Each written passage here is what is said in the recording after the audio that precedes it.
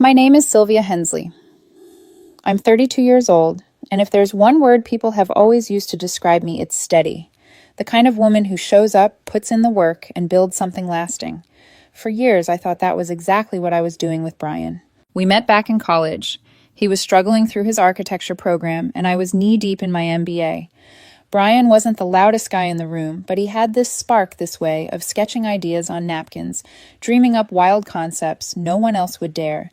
I loved that about him. His imagination, his laughter, the way he made me feel like life could be bigger than the routine I'd grown up with. But if I'm honest, maybe I was never part of that spark, just the calm backdrop that made it possible. From the start, I was the one making sacrifices. When Brian lost his part-time job after graduation, I picked up extra shifts at my entry-level position in marketing, paying the bulk of our rent in that cramped city apartment. I'd come home bone-tired, but I'd still make us dinner or stay up helping him polish his portfolio. He'd curl up beside me, murmur, "You're my rock," and I believed him. I lived for it. When Brian finally landed a steady job at a design firm 2 years ago, I thought things would balance out. But instead, the opposite happened. Around that same time, I turned down a promotion that would have required me to relocate. Brian begged me not to uproot us. "We need stability, Sylvia. Don't ruin what we've built." So I stayed. I lengthened my commute, worked harder, saved for a down payment on a house someday. I thought we were building a life. But then things shifted. Slowly at first, so subtle I almost missed it. Brian started pulling away, always on his phone, laughing at messages I wasn't part of. He'd make these cutting little comments, usually with a smirk, like comparing me to the adventurous women he followed on social media. "Look at her," he'd say, showing me a picture of some influencer hiking in Iceland or skydiving in Bali. That's living. Not just spreadsheets and grocery runs. It stung, but I brushed it off. Maybe he was stressed. Maybe I was overthinking it. But the cracks widened. He started posting vague stories, online memes about trading up from boring routines, or quotes about needing more spark. Friends messaged me privately asking if we were okay. I defended him every time. He's just venting. He's creative like that. Meanwhile, I was shrinking. Dates I planned were brushed aside with excuses. Nights we were supposed to spend together ended with him bailing last minute for work drinks that lasted until morning. I'd sit by the window, staring at the streetlight shadows, telling myself not to text again, not to sound needy. When I'd ask about it the next day, he'd pull me into a half-hearted hug. Whisper, "You're overthinking again, Sylvia." And just like that, my doubts became the problem. The final straw came one night after I opened up about feeling stuck in my job. I just wanted him to listen, maybe reassure me the way I'd always done for him.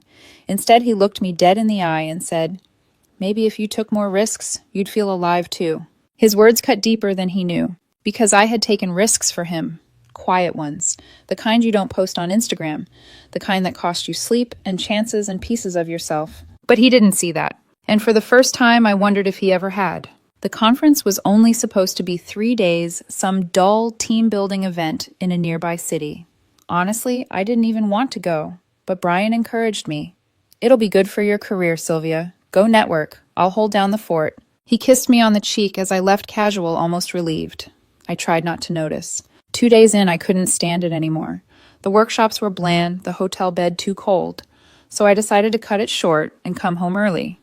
I stopped by his favorite takeout spot, picked up dinner, even grabbed a bunch of lilies, his favorite flowers. I remember smiling the whole drive back, imagining his surprised face. For the first time in months, I felt hopeful. But when I unlocked the door, the scene inside knocked the air out of me. The apartment was chaos. Boxes everywhere, clothes draped across the couch, 2 suitcases parked by the coffee table. At first, I thought Brian was packing until I heard laughter from the kitchen. I froze. Brian was there, unpacking groceries with a woman I'd never seen before. She was tall, all tousled hair, and effortless charm, standing close enough that their arms brushed. She reached over, touched his shoulder, and he laughed like she was the best thing that had ever happened to him. The flowers slipped in my hand, petals bending under my grip. "Brian." My voice didn't even crack, though inside everything tilted. He spun around, surprise, flashing for only a second before his expression hardened into something I'll never forget: indifference, almost irritation. "Oh, you're back early," he said, like I'd interrupted a meeting. The woman glanced at me, then at him, her smirk curling, as if she'd already claimed the space. "What's going on?" I asked. Eyes darting to the boxes, one of them spilling over, with women's shoes that weren't mine. Brian sighed, set down the bag of groceries, and walked toward me. No hug, no apology, just a flat stare. Sylvia, we need to talk. The woman leaned against the counter like she belonged there. I'm Vanessa, she added smoothly, as if introductions in that moment weren't absurd. I blinked at her, then back at Brian. You've been seeing her. He didn't deny it, didn't flinch. For a couple months, yeah. She's moving in. The words landed like punches. Moving in. Our apartment. Our home. I stared at him at the life we'd built together. My paychecks covering rent, my late nights helping him through deadlines, and he dismissed it all with a shrug.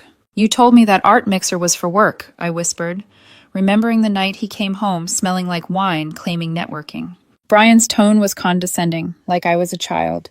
We grew apart, Sylvia. You've always been my safety net, but I need more than that. Vanessa gets me. She pushes me to take risks to really live. You're too predictable. Vanessa's smile widened, victory written all over her face. My chest tightened. I wanted to scream, to throw the flowers in his face, to demand how 5 years could be erased so easily. But instead I set the bouquet gently on the table beside the takeout bag, my hands trembling. So that's it, I asked quietly. 5 years, and you move her in while I'm gone. Brian crossed his arms, already defensive. Don't be dramatic. The lease is in both our names. You'll figure it out. If you really loved me, you'd be happy. I'm happy. Those words, so casual, so cruel, burned into me. And in that moment, I realized Brian wasn't just betraying me. He was rewriting the entire story, painting me as the obstacle while he played the hero in his own fantasy. I didn't argue. I didn't beg. Instead, I turned toward the bedroom, my voice steady, though my world had collapsed. I'll pack a bag. Behind me, Vanessa laughed softly like she'd already won. But she had no idea who she was underestimating. I didn't cry. Not in front of him, not in front of her. I walked into our bedroom. My bedroom, and grabbed a duffel. Essentials, only a week's worth of clothes, my laptop, important documents. My hands were steady, even though my chest felt like it was splintering apart. Brian lingered in the doorway, Vanessa hovering just behind him, watching like a spectator at some petty drama. You're really just leaving like that, Brian asked, incredulous as if I were the one abandoning him. Seems like you've already decided, I said without looking up, zipping the bag. My tone was even, but each word carved deep. His jaw tightened. He wanted me to fight, to beg, to validate his narrative. I refused to give him the satisfaction. I slung the bag over my shoulder and walked past them. Vanessa smirked, her perfume sharp in the air. Brian called after me. Text me about splitting rent later. I didn't answer. Instead, I pulled out my phone and called Mr. Delgado, our landlord. He'd always liked me. Trusted me because I was the one who made sure rent was on time, repairs were requested, bills handled. Brian barely knew his number. Mr. Delgado. It's Sylvia from 4B. I said, voice calm, though my pulse thundered. Yes, there's been a situation. I need the locks changed. Effective immediately. Only my access from now on. There was a pause on the line, then his gruff reply. You're the primary tenant, Sylvia. If that's what you want, I'll send a locksmith tonight. Thank you. An hour later, I sat in my car outside the building, duffel at my feet, watching through the windshield. Right on cue, Brian and Vanessa strolled out laughing. Headed to dinner, or drinks, living like they hadn't just burned my life down. The locksmith's van pulled up minutes later. I met him at the door, explained in clipped words. He didn't ask questions, just changed. The locks handed me the new keys and left. Inside, I moved methodically, gathering what I needed. My coffee maker, some framed photos of my parents, a few books. Then I left a single note on the kitchen counter scrawled in my neat handwriting. Lease in my name. I'll handle the termination. Find somewhere else. No anger, no begging, just facts. Then I walked out, shut the door behind me, and didn't look back. I drove across town to Mark's place. He was an old college friend, one of the few constants in my life. We hadn't talked much in recent years, but when I called, he didn't hesitate. His apartment smelled faintly of coffee and cedar when he opened the door. Sylvia.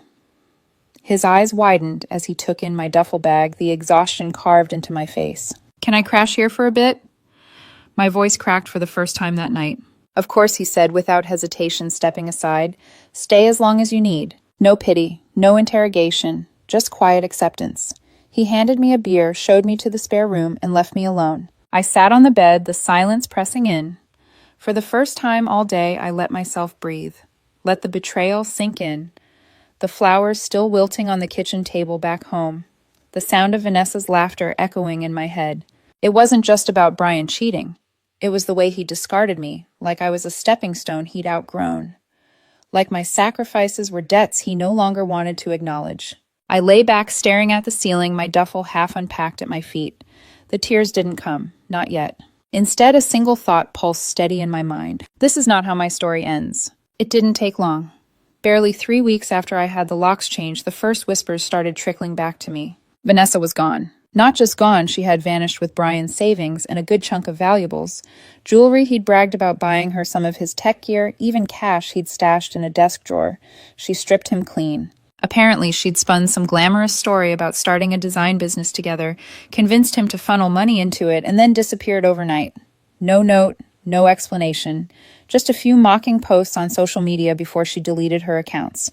And Brian, he was left scrambling, humiliated. I learned all this not because I sought it out, but because mutual friends couldn't wait to gossip. Did you hear Vanessa played him? Total scam artist. I would nod, sip my coffee, and keep my face neutral. Inside, I felt something colder, heavier than satisfaction. It wasn't joy, it was confirmation. Confirmation that the man who had called me predictable had thrown me aside for a mirage. Then came the messages. At first, just a text. Sylvia, can we talk? I ignored it. 2 days later, I know I hurt you. I was confused. Vanessa. She wasn't who I thought. Please. I muted the thread. By the end of the week, the messages were desperate. Long voicemails where his voice cracked, trembling with panic. Sylvia. I don't know what to do. She stole everything. Rent's due and I can't cover it. Work's cutting my hours. You were always the strong one. You always knew how to handle things. I need you. I sat on the edge of Mark's sofa one night, listening to one of those voicemails. Mark glanced over from the kitchen where he was making tea. You gonna call him back? He asked. I shook my head. No, he didn't need me then. He doesn't get me now. Mark studied me for a moment, then just nodded, setting a mug in front of me. No judgment, just quiet support. The pressure didn't stop with Brian. His sister called me a few days later. Sylvia, come on. He's suffering. Vanessa ruined him. Can't you forgive one mistake? He needs you. One mistake, I repeated, my voice flat. He cheated. He moved her into my home. That's not a mistake. That's a choice. She scoffed, muttering, You've always been too rigid, before hanging up. I stared at the phone for a long time, afterward, fury simmering under my skin. Not just at Brian, but at how easily people excused his cruelty, how quickly they expected me to patch him up like some eternal safety net. Nights were still hard. Sometimes I'd lie awake staring at the ceiling in Mark's spare room, memories clawing back the nights I stayed up helping Brian through his all-nighters, the weekends I sacrificed for his projects, the promotion I turned down for us. But instead of drowning in those memories, I started writing them down. Journaling. Listing each sacrifice, each humiliation. Seeing them on paper made them undeniable. It wasn't love I lost, it was chains I broke.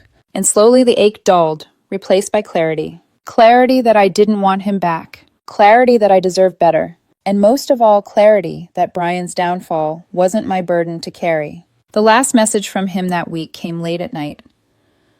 Please, Sylvia, I'm lost. I need you. You're the only one who ever believed in me. I stared at it for a long time, then deleted it without replying. For the first time in years, I felt light. It was a Thursday night when the knock came, heavy, relentless. Mark was out late at work, so I was alone in the apartment. I hesitated at the door, already knowing who it was. When I opened it there, he stood Brian. He looked nothing like the man who had smirked beside Vanessa weeks earlier. His shirt was wrinkled, his hair unkempt, dark circles hollowing his eyes, in his arms a cardboard box. Sylvia, he breathed out as if saying my name might fix everything. I brought some of your stuff, things I found in the closet. Thought you might want them back. I glanced at the box, old mugs, a scarf, a book I'd forgotten about. Not nearly enough to justify showing up at my door. His real cargo was the desperation in his eyes. Brian, you shouldn't be here, I said firmly, blocking the doorway. Please, just hear me out, he pleaded, his voice cracking. Vanessa, she destroyed me, took everything. I was stupid, blind. I thought she made me feel alive, but it was all a trick. You were the one who held me together, Sylvia. You always were. I gripped the doorframe tighter, forcing myself not to waver. His words, once the ones I'd longed to hear, now rang hollow. Too late. I can't do this with you, I said quietly. Not anymore. His expression twisted desperation, morphing into anger. So that's it. You just walk away after everything I gave you. I laughed bitterly. Everything you gave me, Brian, I carried us. I paid the rent. I sacrificed my promotion. I gave you years of my life while you chased distractions, and you repaid me by moving her in." He flinched, but then his jaw hardened. "I made a mistake, Sylvia. Everyone makes mistakes. Why can't you just forgive me? Why can't you fight for us?" "Because you didn't fight for me," I said, voice sharp as glass. For a moment, silence stretched between us. The hallway light flickered above his head, throwing shadows across his face. He looked smaller than I'd ever seen him, like the weight of his choices had finally crushed the illusion he'd built. His voice dropped to a whisper. "I need you. Please, don't let me drown." I steadied my breathing, my heart pounding, but my resolve unshaken. "You're not mine to save anymore." Something broke in his expression then. Desperation snapping into bitterness. "Fine," he spat, shoving the box against the doorframe so hard the mugs clinked. "Be cold. When I'm back on my feet, you'll regret this. You'll see what you lost." I met his glare evenly. "I already know what I lost, Brian, and I'm grateful for it." I closed the door before he could answer. Leaning against it, I exhaled, my whole body trembling. For a second, tears stung my eyes, but they didn't fall. Instead, a strange calm spread through me. On the other side of the door, his footsteps receded, heavy and angry. I whispered to the empty room, more to myself than to him. "Not anymore." 2 months later, life looked different. I had settled into my own rhythm at Mark's place. What began as a temporary crash on his couch had shifted into something steadier, warmer. Mark never pushed, never pried, just made space for me to breathe, to rebuild. He'd leave me little notes on the counter before work, like, "Don't forget your coffee or dinner on me tonight." It was subtle, but it mattered. When our mutual friend Lily invited me to her birthday party, a rooftop bar downtown, I almost declined. Part of me didn't want to risk running into Brian, but another part, stronger now, whispered, "Why should you hide?" So I went. The night air was cool, the skyline glittering all around us. Laughter and music hummed under strings of fairy lights. For the first time in a long time, I felt light again. Glass of wine in hand, Mark by my side. And then I saw him. Brian. He stood near the bar, thinner than before, posture slumped. His smile looked forced, his clothes ill-fitting, as though he'd stopped caring. When our eyes met across the crowd, something flickered shock, then determination. He pushed through people until he was right in front of me. "Sylvia," he said urgently, his voice low but strained. "Please, just 5 minutes, we need to talk." I glanced at Mark, who stayed close but silent, letting me decide. I turned back to Brian. "Say what you need to, right here." The music seemed to dull the people around us, suddenly aware of the tension. Brian's hands trembled as he spoke. "I've lost everything." He confessed, voice breaking. "Vanessa ruined me.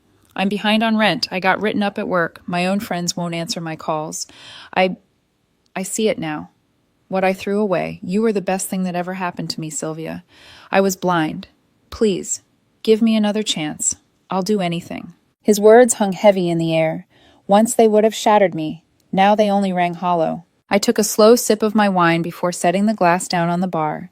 Then I met his eyes, steady and calm. "You're not my regret, Brian," I said. My voice was clear enough for those nearby to hear.